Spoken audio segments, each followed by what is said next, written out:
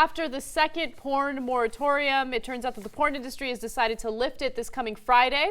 And the reason why they're doing that is because they have set new standards when it comes to testing porn actors and actresses. Instead of testing them every 28 days, they're planning on testing them every 14 days. So hopefully they will catch anyone who has any type of sexually transmitted disease before they perform. Another thing that I should update you guys on, and this is based on what the industry is saying and the information that the industry has released, the 3 porn actors and actresses that were tested positive for HIV apparently got HIV through having sex in their private lives, not through filming within the porn industry. So now, of course, they have an incentive to say all that, right? They're the porn industry, so they want to say, they didn't get it you doing porn, they got it doing something else. And they're going to be totally fine. Last time that there was an outbreak, they did a moratorium for a week.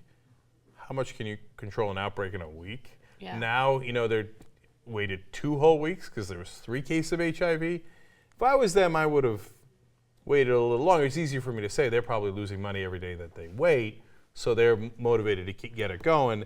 Overall, I'm in favor of the porn industry, so I'm predisposed to believing them. That's my bias, but just take this with a grain of salt.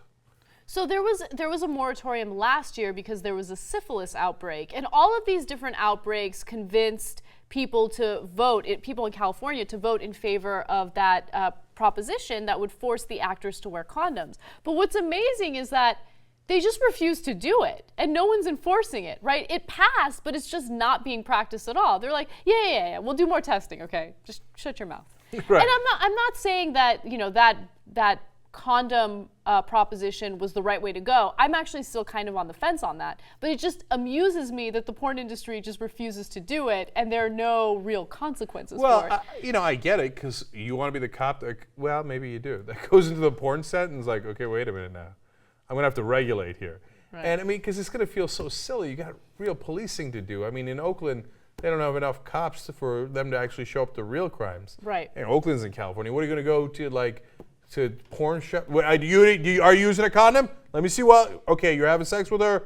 No condom, I'm citing you. Yeah, well, they don't shoot a lot. I know they don't shoot a lot of porn in Oakland, but even in Los Angeles, yeah, you're right. The police departments are underfunded. They have a lot of pot arrests to do, so they got to focus on that, and then giving traffic citations. Why would they go make sure that people aren't spreading HIV and AIDS?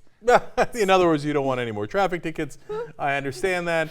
And finally, I love the names that people give their organizations. Like, if you hate gay people, you have to put family in the title. Right? We're the family values people, the American Family Association. It just means we're like right-wing zealots who hate gay folks, right? For the porn industry, they're not the porn industry. They're the, quote, free speech coalition. Okay, yeah, they're in favor of free speech and free sex, but it's a nice name to put on there. So they're like, well, who's against the free speech coalition? No right-thinking American, exactly. Right? So, and by the way, one super last thing, here's what would have gotten me to wear a condom. A syphilis outbreak.